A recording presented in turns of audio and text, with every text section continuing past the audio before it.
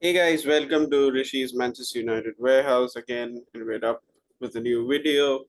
Um, Second in 3 days, and yeah, the channel's finally rolling.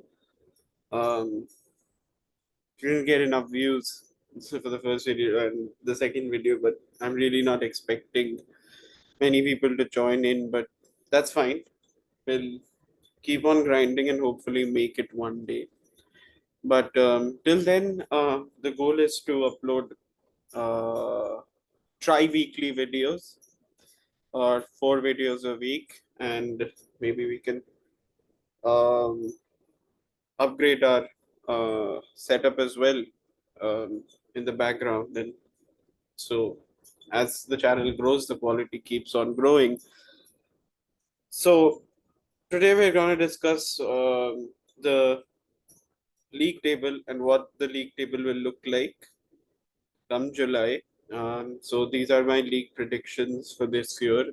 And the rationale behind my predictions could be a little warped. They could not be very well researched, but this is what my gut says for now.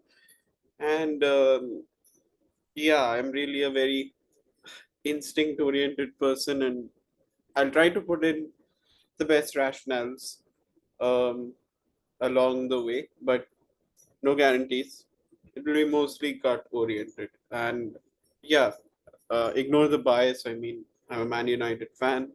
I would want Man United to do well, but I won't be totally biased, and I won't state the fact that we're going to win the quadruple or anything, or even win the league for that matter. Um, but I would want Man United to win the league, obviously. But we don't get the things we want most of the time, so I just share my screen and we'll go through the stuff one by one.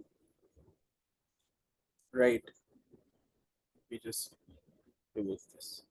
Oh my god. Yeah, there we are.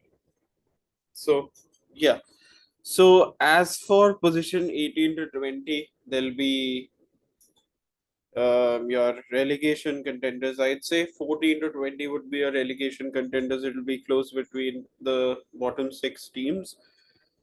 But I won't be surprised if one team is the worst amongst the pack by quite a mile because of their lack in resources, because of their historically not being present in the big leagues. It will be their first time. They were a non-league club about 10 years ago, and it's a charismatic achievement on their part. But Luton Town goes at 20th for me. Yeah, so it'll be Luton at 20th. As for P19, I'd suggest one second. My phone just started buzzing. I just put it on silent. Just give me a moment. It's on silent now. As for P19, we have Sheffield United, in my opinion, a team which has recently graduated into the Premier League, and I don't see them doing that well, to be honest, because of their not historically being at the races, even though they put in cracking competition against big six opponents.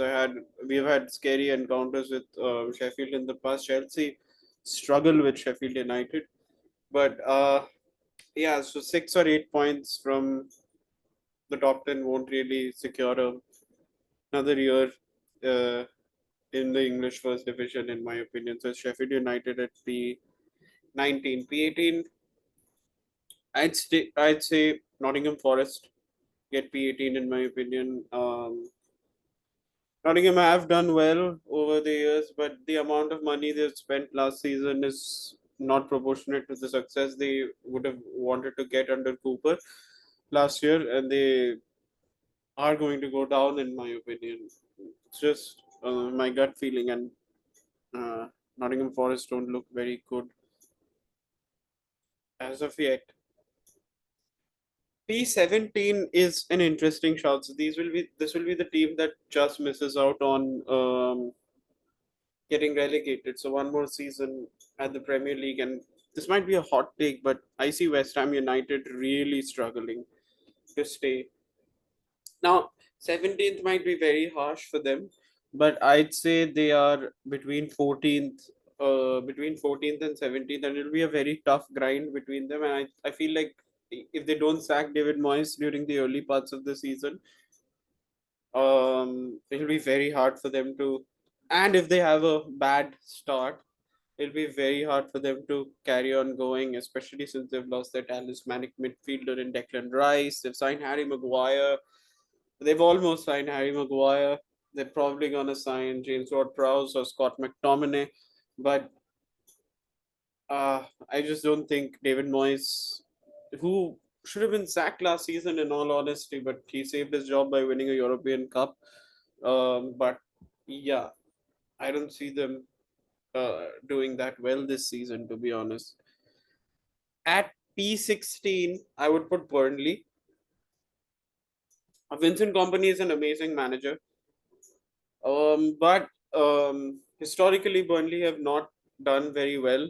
Um, they have finished between 13th and 17th under Sean Dyche, and they got relegated as well. And on top of that, they sold Wout Weghorst on a season-long loan, which is okay, but my gut says Burnley won't do very well. And I put them at P16, P16, yeah, this season. At P15, I'll put Wolves. So we start our campaign with Wolves, and what I'd like to say about Wolves is the fact that they are a decent squad. They have good players, not the players like they used to have in Raul Jimenez and Adama Traore and Ruben Neves and Samedo.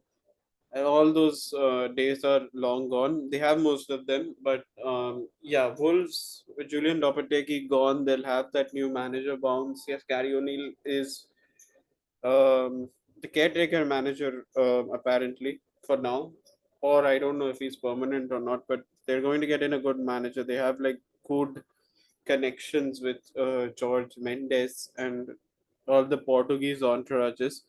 And I see Wolves getting in a decent manager who would guarantee their position at 14th. So yeah, so Wolves at 14th. 13th place, I'd say it's a difficult one. 13th, I'd say Bournemouth get 13th. Now, Bournemouth are a very dogged team. I mean, they outperform their resources every season, and most people would put them into the relegation mix. But I think Bournemouth saved themselves this year by quite handsome margins because just I I fear Bournemouth, man. A lot of teams do. Yes, they get outlandishly whooped by some opponents like Liverpool last season, but Bournemouth are a dogged team and they keep on grinding throughout the season. They'll draw with Spurs and they'll beat Man United on certain weeks, and that defeat against Everton won't really matter at the end of the day. It's just basic statistics, right? Bournemouth, I see Bournemouth finishing 13th. So yeah, that is the last seven teams, and now go into the business end of the table. So P1 to P12, I'd say P1 to P7 is a strong seven team like grouping, and 7 to 12 is the teams that would possibly have a chance to bleed into the top seven, but would have an equal chance of falling into the relegation zone as well. So P12, I'd say it'll be Crystal Palace this season. Um, Crystal Palace have talented players. They have Olise, they have Eze.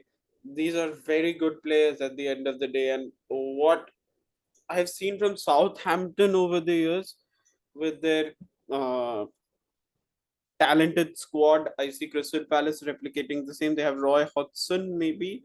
if I'm not wrong. And Roy Hodgson is a decent manager in my opinion, even though with the flack he gets for his poor English performances. I think he's a good manager. He's stable. He'll keep them in the mix. He'll keep them hungry. 12th is what I see Crystal Palace pulling off.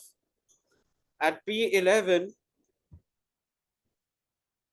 has to be Bournemouth. Um, Bournemouth really don't have that good of a squad anymore. They have lost Ivan Tony for a long period of time, and that like really cuts down their attacking options a lot. And I see Bournemouth finishing 11. They'll be strong against a lot of opposition, but they concede and they. I mean, they'll beat Man City on one week and they'll lose to Everton, and that is how Bournemouth typically play their football, and it's very um difficult to judge them. But I see them finishing 11th. I think 11th is a good shout to Bournemouth. At 10th, now this might surprise a lot of people. I'll put in Everton. Now, Everton are moving into a new stadium. They've shown intent of growing. They don't have the best owners in the world, but this is the year I feel Sean Dyche, who is a very decent manager in my opinion. He gets in ugly results. Um, Everton are typically a team that would either lose 1-0 or win 1-0 or get a draw in. They won't really whoop opponents out of the park. And I feel like Everton, being that kind of team under Sean Dyche, with the players they have Onana in midfield, who's class in my opinion. They have Dominic Calvert-Lewin up front. They have Iwobi. These are very good players at the end of the day, and I feel this is the year where Everton would come out of the weeds. A lot of Evertonian fans would want them to be maybe 15th or 16th or even 14th come January, where they'll not have to focus on the relegation battle per se. But I see Everton doing great things this season, and them finishing 10th would certainly be an amazing thing for English football as well. At ninth place, I would put Fulham at ninth. Fulham are a great team. They've lost Mitrovic probably, but they have these like very good players. They bought like Raul Jimenez for 5.5 million, which is like terrific business in my opinion. 5.5 million is like nothing, zero money, but signing Raul Jimenez for 5.5 million is an amazing piece of business. They have Andres Pereira, and they have Paulinia, uh, and they have Leno at goal. So they are a very good team, to be honest. And P9 is what I see them getting this season, right? So P8, and now we're discussing the big teams right now. Okay, so P8 will be the last team that misses the European places, and it'll be very disappointing for them. But I see P8 being a team away from this like uh, group of 11 teams by about 5 to 10 points. They'll be in the mix. They'll beat a couple of big six opponents a couple of times this season. And I feel the team that does this, and provided Harry Kane has left the club, I feel like Spurs get P8. Spurs have a decent team. They have good players like Hoybier. They have Eric Dyer. They have signed a great goalkeeper in Vicario, but they have lost their talismanic striker in Harry Kane. But what I'd want to say is, even if Spurs finish P8, now they should not sack Hans Postecoglou because of the simple fact that they've lost their talismanic striker. They have not really done well last season. They maybe scored like 65 odd goals last season, and 30 of them were put in by Harry Kane in the Premier League. And that is really disgraceful for a team that has been in the mix for Europe and even almost won the European Cup against Liverpool. So Harry Kane being the player that he is, losing him is pretty big. I wish him very good luck at Bayern Munich, even though I would love him at Man United. He could have beaten Shearer's record and won a couple of cups. And the overall dent to his legacy would be much deeper if he would have done that at Man United because he's English. I don't feel like Bayern are ready to win the Champions League yet. But for now, Spurs are P8 in my table. So this might change. At P7, I'll put Aston Villa. Oh no, I'll put Brighton at P7. Comes down to the fact that they've sold Caicedo, they've sold McAllister. I wouldn't be surprised if they sell Evan Ferguson if they get like a 60 million pound deal from, let's say, Arsenal or United. So yeah, they are a team that has sold aggressively this season. They've not really replaced them yet, but they are a team that brings in players from God knows where, from academies and colleges, and turns them into these world beaters. I'm really interested in this player Mitoma at Brighton, and I feel like if he gets in a very good season this year, I see him going to a very big club like Madrid, or Barcelona, or Man United, or Liverpool. This this next season, and there'll be strong contenders in Europe as well. But I see Brighton finishing P7. Okay, so now comes the fifth and sixth spot. Fifth will play the Champions League, sixth will play the Europa League. So at fifth, at sixth, I would put in no. This is where I'm using a little more of my brain. I'll put in Chelsea at P6. I don't think they'll have the best start of the season, especially they don't have, especially since they've missed out on Caicedo, they've missed out on, they have Nkunku injured. Chelsea, I don't feel like even though this team is really young, they'll have to like spend some time to work on their chemistry.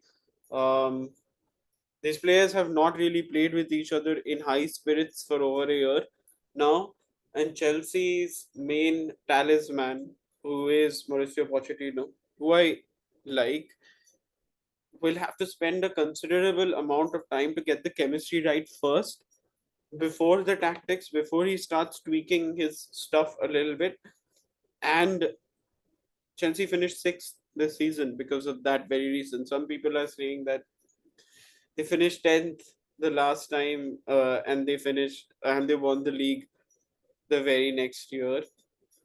I don't think it will be miraculous as that season because the simple like fact that there was a lot of experience in that Chelsea squad and there was Antonio Conte who's a ruthless winner.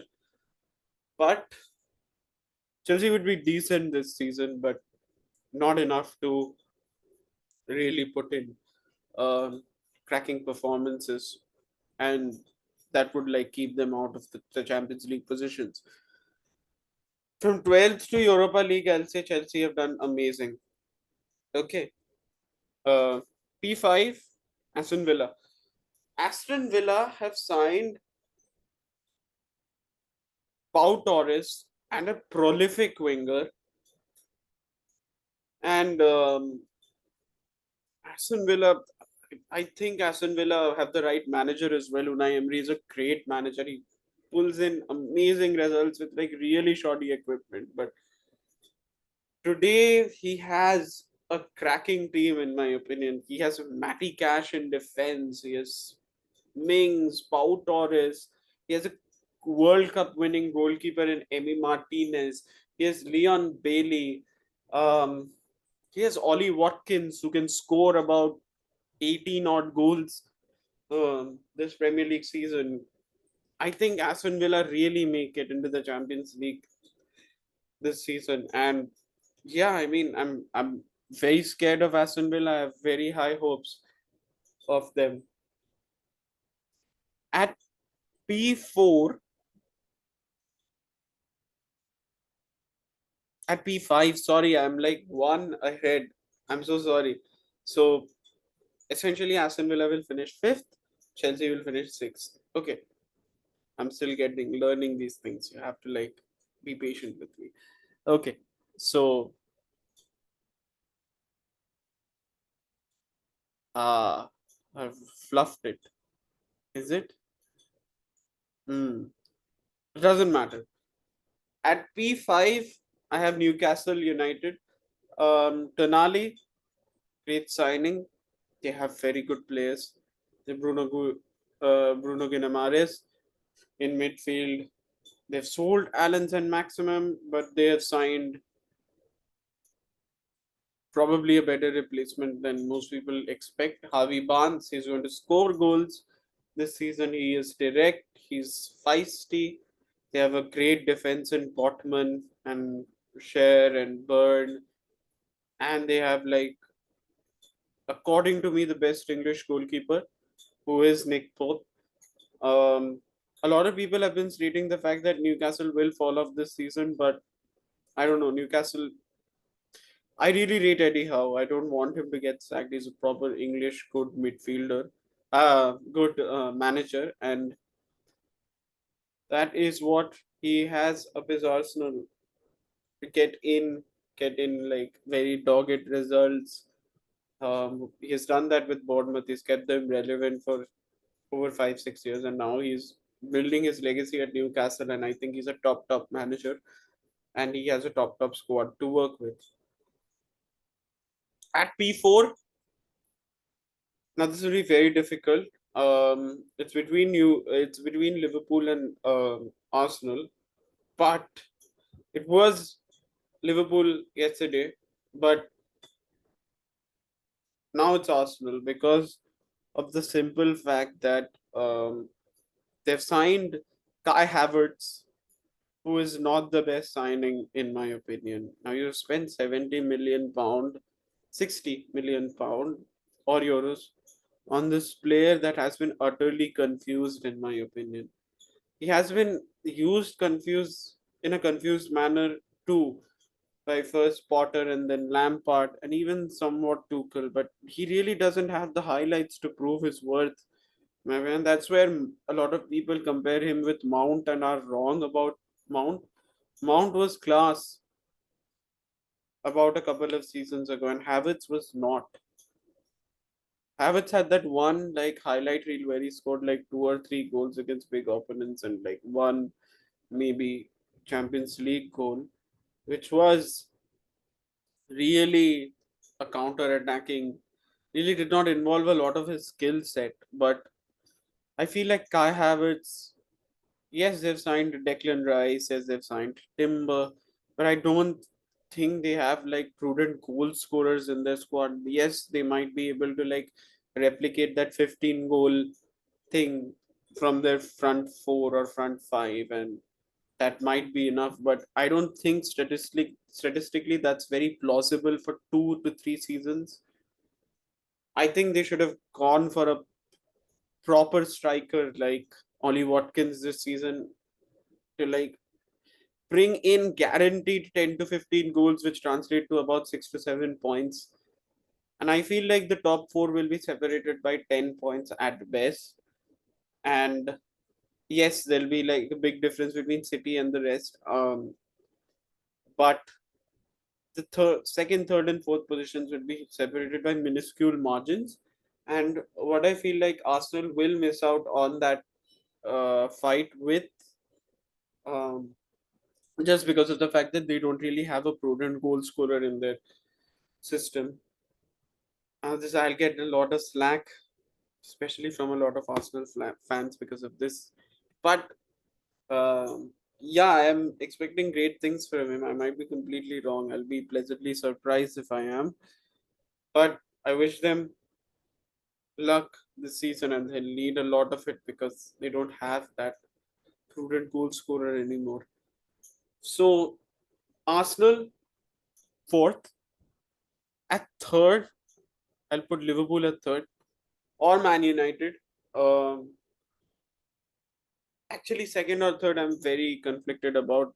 This might come down to straight bias, but Liverpool.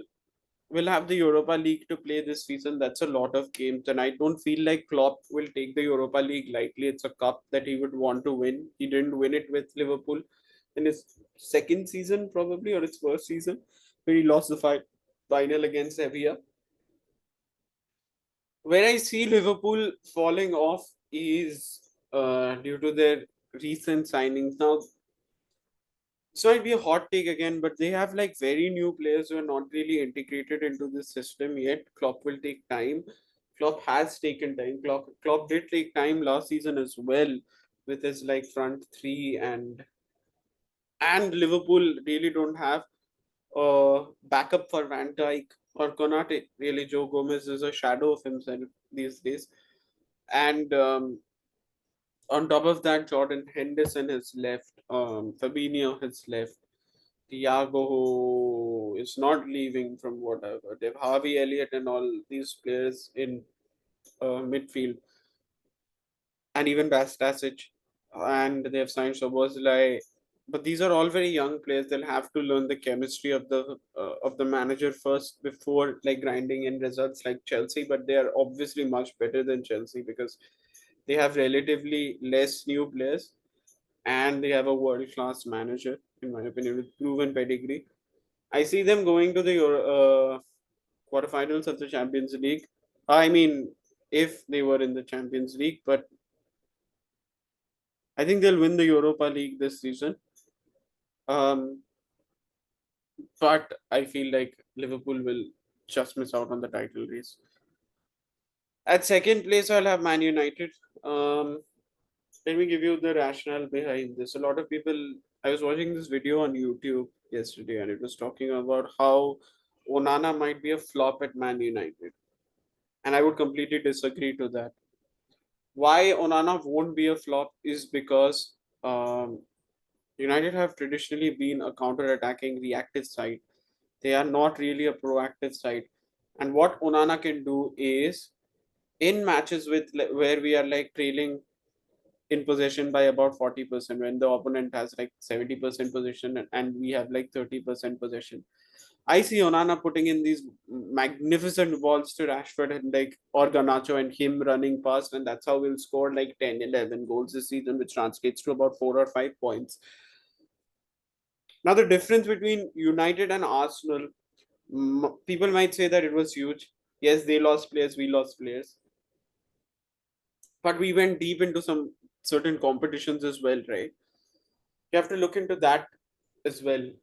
And United with their signings have been very smart this season. They have signed, maybe not with the striker situation, but I have like great confidence in Hoyland too. There has to be something that Ten Hag has seen that he has spent like 72 million pounds on a striker with 9 goals. But we'll have to see. Where I see United really shining is the reinvention of Mason Mount. I think Mason Mount will reinvent himself under the right players with Bruno and Casemiro right behind him or right next to him, depending on the position. I think Mason Mount will grow into the player that he is originally, that he was originally at Chelsea, minus the last season.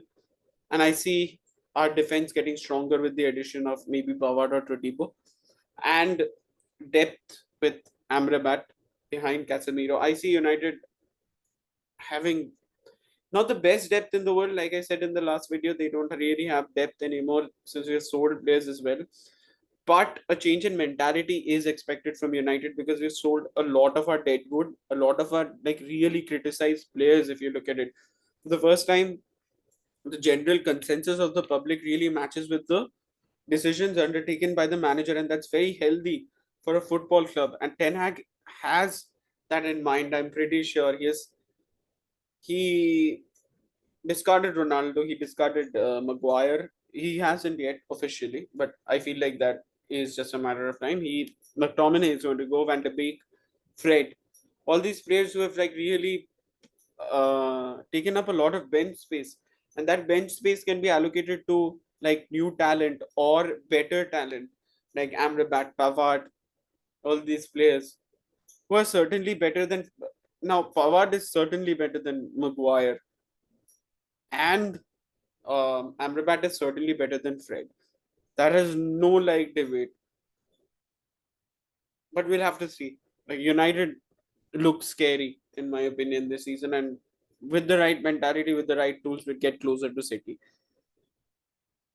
But the main thing to discuss is the champions of England.